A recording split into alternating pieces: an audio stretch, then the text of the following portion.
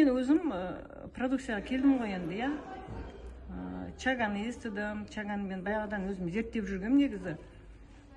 Осыдан қаншама жыл бұрын мен чага туралы оқығам, потому что менде онкология болғандықтан мен өзім ізденемін да, қандай продукция ішу керек, не керек. Онкология болғандықтан бізге көп продукция противопоказаны, потому что он ағзада бүткіл организмде менде слабость, витамин 12-ні круглоуд салады.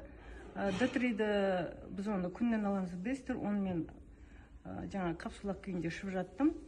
И менде железо түсіп кетеді. Менде железо дефицитіне анемиядан онкология, ракология болған. 3-й стадий, 8 жыл онкологиямен ауырып отырған адаммын. Притом мен күнде Жакаби 15 деген әр 12 сағатта химия алып отырмын. Потому что ДНК крови мутация көбейіп кеткен менде. Екінші химия алып отырмын. 6 жылдан кейін екінші химия алып бастадым. Менде бүткіл организм поражение. Везде, и бауырда да бар, и селезенка увеличена, мастопатия бар.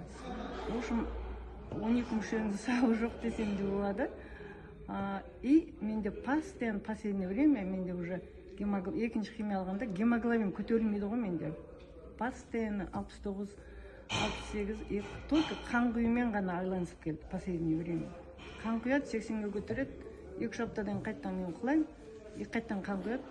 Осы жолы жаңағы не істесем болады екен, қанды құйғаннан да бесполезно, ол көтерілмеген кейін епасан деген дәріні, ол жаңағы тяжелый больноларға құятын жаңағы укол, диализде жүрген адамдарға онкология тяжелый формаға құятын уколда 2000-ді салды, и то 6 апта салғанның өзінде менің гемоглобин көтерген жоқ.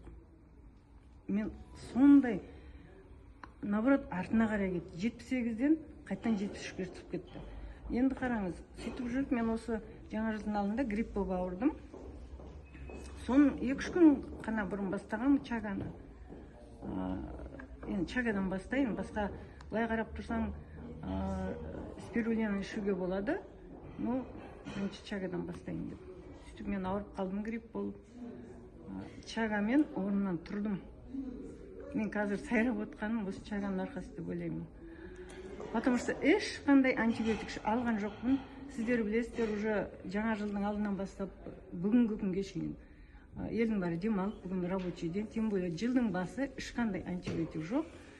Портал ашылмаған, ешқандай дәрі де салынбады, укол да алынбады. И мен оған ұмтылған да жоқпын. Потому что бір күні өзімнің лечащий врачым келіп кетті. Мен